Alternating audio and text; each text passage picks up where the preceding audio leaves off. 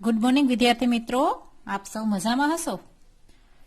આપણે વિજ્ઞાનની અંદર લાસ્ટ વિડિયો જે ભણ્યા તે વનસ્પતિમાં પ્રજનન એ પૂર્ણ કરેલું કે વનસ્પતિ પોતાના ફૂલ અને ફળ ઉપરથી કેવી રીતના વનસ્પતિનો ફેલાવો કરે છે, એની સાથે જોડાયેલા કેટલાક એના માધ્યમો વડે એક જગ્યાએથી બીજી જગ્યાએ એના બીજનું કેવી રીતના રૂપાંતર થઈ અને નવા ફૂલ છોડ ઉગી નીકળે છે એની આપણે માહિતી મેળવી હતી. આજે આપણે નવા પ્રકરણનો અભ્યાસ કરવાના છીએ. પ્રકરણ 13 ગતિ અને સમય. તમને કદાચ ખ્યાલ હશે તો આપણે છઠ્ઠા ધોરણની અંદર પણ આ એક પ્રકરણ આપણને ગતિ અને સમયનું આવતું હતું કે સીધી રેખામાં આપણે કોઈ પણ વસ્તુ ગતિ કરતી હોય તો એને સુરેખ ગતિ કહેવાય. જેમ કે આંબાનો ઝાડ ઉપરથી કેરી પડે તો એ સીધી ડાયરેક્ટ જમીન ઉપર આવે છે. એવી જ રીતના માર્ચ પાસ કરતા કોઈ સૈનિકો હોય, પછી હિંચકા ખાતો બાળક હોય, તો આ બધી ગતિ અને સમય. આપણે સમય એટલે કે હું તમને એમ કહું કે આપણને અહીંયાથી ભુજ જવું છે તો કેટલો સમય લાગશે. આપણે એસટી બસમાં જશું તો વહેલા પહોંચશું કે આપણે પોતાની ગાડીમાં જશું તો વહેલા પહોંચશું. એવી રીતના એનો સમય નક્કી કરવો કે આપણે જે ડિસ્ટન્સ પૂર્ણ કરીએ છીએ, અમુક કિલોમીટરનો આપણે જે પંથ રસ્તો કાપીએ છીએ એ જુદા જુદા એના સમય સાથે જોડાયેલો હોય છે. મિનિટ અને સેકન્ડ ઉપરથી આપણે એની ઝડપ કેટલી છે સાધનની, એનો એવરેજ પણ આપણે કેવી રીતના કઢાય, એ બધું આપણે આ પ્રકરણમાં આજે જોવાના છીએ. તો ચાલો આપણે અભ્યાસ શરૂ કરીએ. આપણે અહીંયા જ કીધું છે કે ધોરણ 6 ની અંદર તમે જુદા જુદા પ્રકારની ગતિ વિશે શીખ્યા છો. તો એની ઉપરથી એક આપણને કોષ્ટક બતાવ્યું છે. 13.1 નું પહેલું જ કોષ્ટક છે કે જુદા જુદા પ્રકારની ગતિના કેટલાક ઉદાહરણો. તમને અહીંયા પેજ નંબર 143 ઉપર એક કોષ્ટક આપ્યું છે અને આપણે છઠ્ઠા ધોરણના અભ્યાસ ઉપરથી એ ગતિ નક્કી કરવાની છે કે કઈ ગતિ છે. તો પહેલા માર્ચ પાસ કરતા લશ્કરના જવાનો એ સીધા ગતિ કરે છે તો એને સુરેખ સીધી રેખામાં ગતિ કહેવાય. પછી સીધા રસ્તા પર ગતિ કરતું બળદગાડું એ પણ સુરેખ ગતિ. દોડતા ખેલાડીના હાથની ગતિ છે, હાથ છે એટલે આવર્તનીય, એ લોલકની જેમ અમુક સમયાંતરે એ પાછો ફર્યા કરે છે. આવી રીતના અલગ અલગ તમે અહીંયા જોઈ શકશો કે હિંચકાની ગતિ છે, લોલકની ગતિ છે. તો આપણે સુરેખ ગતિ, આવર્તનીય ગતિ અને વર્તુળાકાર કે ચક્રીય ગતિ વિશે છઠ્ઠા ધોરણમાં અભ્યાસ કર્યો હતો. એ આપણે પાછું એનું પુનરાવર્તન કર્યું. હવે ધીમી કે ઝડપી, સ્લો ઓર ફાસ્ટ, ગતિ કેવી છે, ધીમી છે કે ફાસ્ટ છે. આપણે જાણીએ છીએ કે કેટલાક વાહનો અન્ય વાહનો કરતા વધુ ઝડપી ગતિ કરતા હોય છે. વળી કોઈ એક વાહન પણ જુદા જુદા સમયે ઝડપી કે ધીમી ગતિ કરતું હોય છે. સુરેખ પથ પર ગતિ કરતા 10 વાહનોની યાદી બનાવો. આપણે સીધા રસ્તા ઉપર આપણે જોઈએ તો ઘણા બધા સાધનો ત્યાં ચાલતા હોય છે અને સીધા રોડ ઉપરથી પસાર થતા હશે એવા 10 વાહનો વિશે આપણને યાદી બનાવવાનું કીધું છે. તો આપણે આ ચિત્ર મારફતે પણ જોઈ શકીએ છીએ કે અલગ અલગ સાધનો એક જ દિશામાં ગતિ કરે છે, પણ કોઈકની ગતિ ઝડપી હોય છે, કોઈની ધીમી હોય છે. તો આ આપણે એક એનું ઉદાહરણ આપવામાં આવ્યું છે કે એક જ બાજુ જતા એક જ સાધનો છે, અલગ અલગ એના એન્જિનના કેપેસિટી પ્રમાણે ગતિ એની કોઈની વધારે હોય છે, કોઈની ઓછી હોય છે. એનું આપણને અહીંયા એક સરસ મજાનું ચિત્ર પણ બતાવ્યું છે. આપણે વારંવાર કહીએ છીએ કે ઝડપી વાહનની ઝડપ વધારે હોય છે. 100 કિલોમીટરની રેસમાં કોની ઝડપ સૌથી વધુ છે તે નક્કી કરવું સરળ છે. જે 100 કિલોમીટરનું અંતર કાપવા માટે ઓછામાં ઓછો સમય લે તે સૌથી ઝડપી ગણાય. આપણા સ્કૂલની અંદર આપણે સેટરડે એક્ટિવિટીની અંદર પણ ઘણી વખત રેસનું આયોજન કરતા હોઈએ છીએ. ત્યારે તમે જુઓ છો કે અલગ અલગ હાઉસના બાળકો આનામાં જે પહેલા એના જે નક્કી કરેલા એરિયા સુધી પહોંચે છે એ ઝડપી દોડવીર કહેવાય છે. તો એ ઝડપથી આપણે નક્કી કરી શકીએ છીએ. હવે 13.2 ના મુદ્દાની અંદર ઝડપ એટલે સ્પીડ. તો ઝડપ શબ્દથી આપણે પરિચિત છીએ. ઉપરના કેટલાક ઉદાહરણોના સમયગાળામાં જેટલું અંતર કપાય છે તે બધા કોઈક વધારે સમય લે છે, કોઈ ઓછો સમય લે છે. જે સાધને ઓછા સમયમાં આપણને અમુક કિલોમીટર સુધી પહોંચાડ્યા એ સાધનની ઝડપ અન્ય સાધનની સરખામણીમાં વધારે કહેવાય. હવે ઝડપની આપણને અહીંયા સરસ મજાની એક વ્યાખ્યા આપી છે જે તમારે ટીક માર્ક કરવી હોય તો કરી શકો છો કે પદાર્થે એકમ સમયગાળામાં કાપેલા અંતરને તે પદાર્થની ઝડપ કહેવાય છે. પદાર્થ એટલે કોઈ પણ સાધન, એના પદાર્થ એટલે આપણે વાહન પણ આવી શકે. એકમ સમયમાં, એક જ સમયની અંદર એને કેટલો સમય પસાર કર્યો છે, એને એ કાપેલું અંતર હોય છે, ડિસ્ટન્સ છે, તે પદાર્થની ઝડપ કહેવાય છે.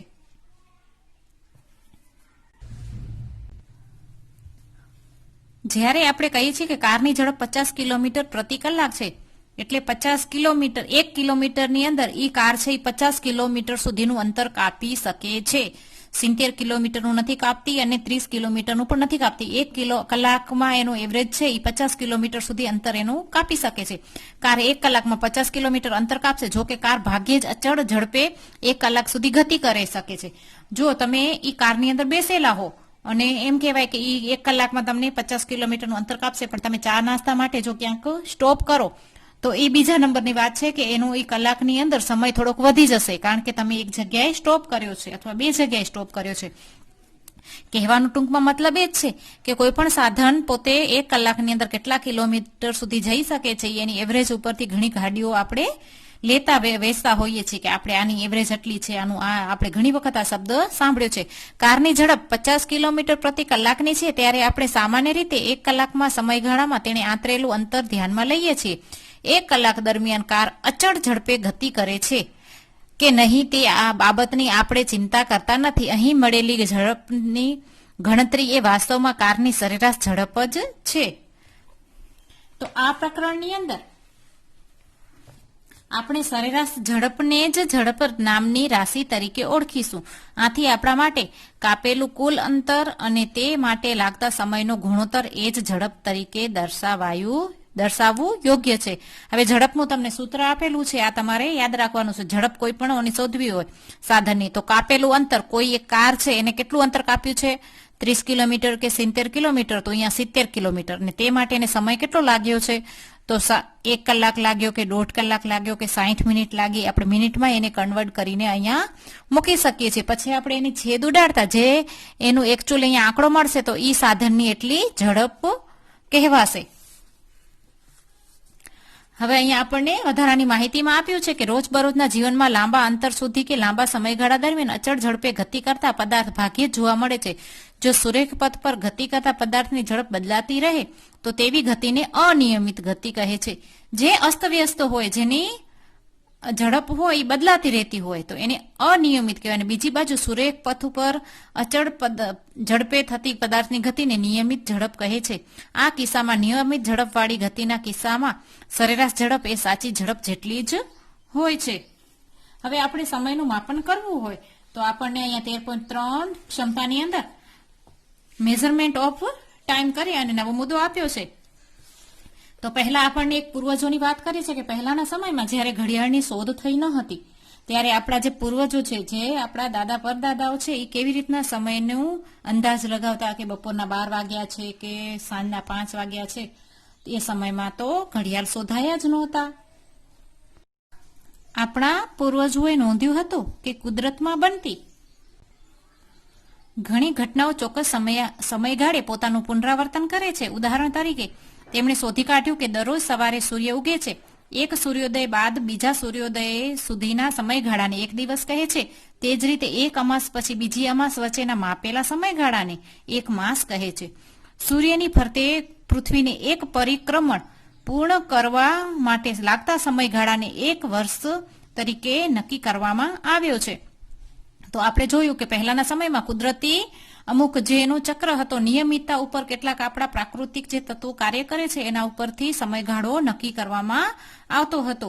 હવે એક દિવસના સમયગાળા કરતા નાના સમયગાળાને માપવાની આપણને વારંવાર જરૂર પડે છે. ઘડિયાળ અને કાંડા ઘડિયાળ એ સમય માપનના સામાન્ય સાધનો છે. તમને ક્યારે પણ નવાઈ લાગી છે કે ઘડિયાળ તથા કાંડા ઘડિયાળ કેવી રીતે સમયનું માપન કરે છે? ઘડિયાળની કામગીરી જટિલ હોય છે, પરંતુ તે બધી કોઈ આવર્ત ગતિનો ઉપયોગ કરતી હોય છે. હવે આપણને કેટલાક અહીંયા ઘડિયાળોના ચિત્ર બતાવ્યા છે. અત્યારે આપણે લેટેસ્ટ ટેકનોલોજી સાથેના ઘડિયાળ અવેલેબલ છે. તો પહેલું જ આપણને દિવાલ ઘડિયાળ છે. આની અંદર તમે જોશો કે આ લોલક આપેલું છે. તો આ આવર્ત ગતિનું એક ઉદાહરણ છે. એનું જે અહીંયા જે આ ટકોરા થતા હોય તો એનું નિયમિતપણે આ જે આંદોલિત થતું હોય છે, અહીંયાથી અહીંયા ચોક્કસ સમય પ્રમાણે આમ ગતિ કરે છે. એટલે આનો સેકન્ડ કાંટો અને મિનિટ કાંટો ખસે છે. એવી જ રીતના ટેબલ ઘડિયાળ છે, જેના આપણે અલાર્મ વોચ તરીકે પણ ઉપયોગ કરતા હોય છે. અને આપણને આ જે ઘડિયાળના આંકડાઓની જેમ એક ડિજિટલ ઘડિયાળ આપવામાં આવ્યું છે, જે આપણે ઘણી વખત સ્ટોપ વોચ તરીકે પણ જેનો ઉપયોગ કરતા હોઈએ છીએ. તો આ બધી વિવિધ ઘડિયાળોના આપણને ચિત્ર બતાવવામાં આવ્યા છે. હવે તમને પેજ ટર્ન કરતા એક આકૃતિ આપી છે. એ આકૃતિ શું બતાવે છે? સાદું લોલક, જે ઘડિયાળ મોટા ગામનું આખું એક ઘડિયાળ હોય એમાં પણ ટકોરા થતા હોય છે, તમે ઘણી વખત સાંભળ્યા હશે. તો આ ટકોરાવાળી ઘડિયાળ કેવી રીતના કાર્ય કરે છે તો તમને અહીંયા એને કોડ પ્રમાણે A, O અને B બતાવ્યું છે. સાદા લોલકના દોલન દરમિયાન તેના ઘોડાની જુદી જુદી સ્થિતિ, એ જ્યારે આમ ગતિ કરે છે અહીંયાથી અહીંયા આવે છે અને અહીંયાથી અહીંયા આવે છે, એના ઉપરથી એનું સેકન્ડ અને મિનિટ મેં તમને વાત કરી એવી રીતના ફરતું હોય છે. એટલે આને આપણે એક લોલકની ગતિ અથવા તો આંદોલિત ગતિના એક ઉદાહરણમાં પણ આપણે આને મૂકી શકીએ છીએ. હવે અહીંયા આપણને કીધું છે કે સાદું લોલક એ દ્રઢ આધાર પરથી દોરી વડે લટકાવેલ ધાતુના ઘોડા કે પથ્થરના ટુકડાની રચના છે. ધાતુના ઘોડાને લોલકનો બોબ કહે છે.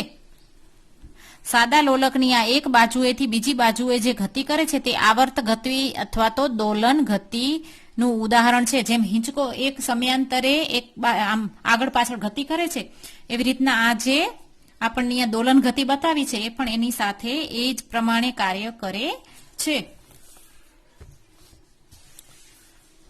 લોલકને એક દોલન પૂર્ણ કરવા માટે લાગતા સમયને તેનો આવર્તકાળ કહે છે. આવર્તકાળ એટલે એક ચોક્કસ નક્કી કરેલો સમયગાળો કે આટલો ને આટલો સમયમાં એ પાછું અહીંયાથી અથડાઈને આપણી પાસે આવશે. એક ફૂટબોલને આપણે એક જોરદાર કિક મારતા સામેની દિવાલથી આપણા પાસે આવતા કેટલો સમય લાગે છે? તો બીજામાં પણ ખાસ ફરક હોતો નથી. એ તો આપણા પગની જે તાકાત ઉપર અસર કરે છે, પરંતુ આ તો નિયંત્રિત કરેલા સેલ ઉપરથી અને આવી રીતના ચાલતું હશે એટલે એનું જે આવર્તકાળ હશે એ દર વખતે સરખો જ હશે. એના કારણે એ ગતિની અંદર અથવા તો એ આવા સાધનોની અંદર એનો ઉપયોગ થતો હોય છે. હવે બાળમિત્રો, તમને 147 નંબરના પાનામાં 20 દોલન માટેનો સમયગાળો 42 સેકન્ડ અને એનો આવર્તકાળ, તો આવી રીતના આપણે અલગ અલગ લોલનના જે એના અલગ અલગ જે સમય હોય એના ઉપરથી આપણે એનું અહીંયા ટાઈમિંગ કાઢી શકીએ છીએ. હવે આપણને અહીંયા કીધું છે કે અલગ અલગ મોટા ભાગની જે ઘડિયાળો અથવા તો કાંડા ઘડિયાળો એક અથવા તો એક કરતા વધુ સેલનો ઉપયોગ એનામાં થતો હોય છે. વિદ્યુત એટલે કે ઇલેક્ટ્રોનિક પરિપથો ધરાવે છે. આ ઘડિયાળને ક્વાર્ટઝ ક્લોક કહે છે. ક્વાર્ટઝ ક્લોક વડે મપાતો સમય પહેલાની ઘડિયાળ કરતા વધુ ચોકસાઈ ધરાવે છે. પહેલા થોડુંક આપણે સમયની અનિયમિતતા સૂચવાતી હશે, પણ એના પછી જે ટેકનોલોજીનો વિકાસ થયો અને આવી રીતના ઇલેક્ટ્રોનિક ઘડિયાળો નીકળી એનામાં એકદમ સમયની ચોકસાઈ રહેલી હોય છે. સમય તથા ઝડપના એકમો units of time and speed.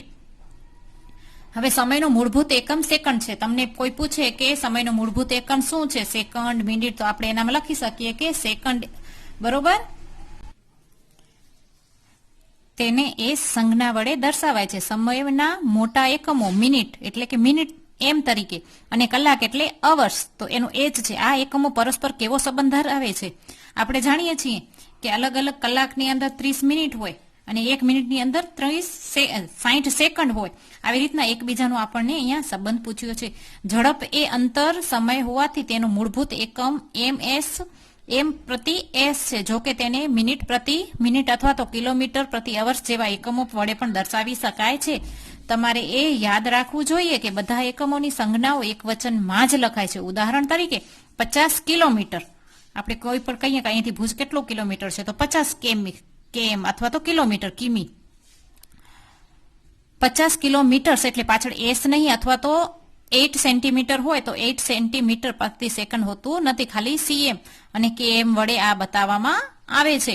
હવે તમને એક પ્રસંગ અહીંયા બતાવવામાં આવ્યો છે કે પહેલી વખત આવી રીતના લોલક કે આવર્ત અચળ ગતિની શોધ કોણે કરી? તો તમે આ પોતે જાતે વાંચી લેજો કે ગેલેલિયો એક દિવસ ચર્ચની અંદર પોતે પ્રાર્થના કરવા જાય છે ત્યારે એ એક ઝુમર જોવે છે સરસ મજાનું લટકતું, તો એનું જે આંદોલન છે, એનું જે આવર્ત સમય છે એ એક સરખો હોવાથી એના ઉપરથી એને અલગ અલગ પ્રયોગો કર્યા કે દરેક આવી રીતના આંદોલિત ગતિ છે એ ચોક્કસ સમયની અંદર પૂર્ણ થાય છે કે નહીં.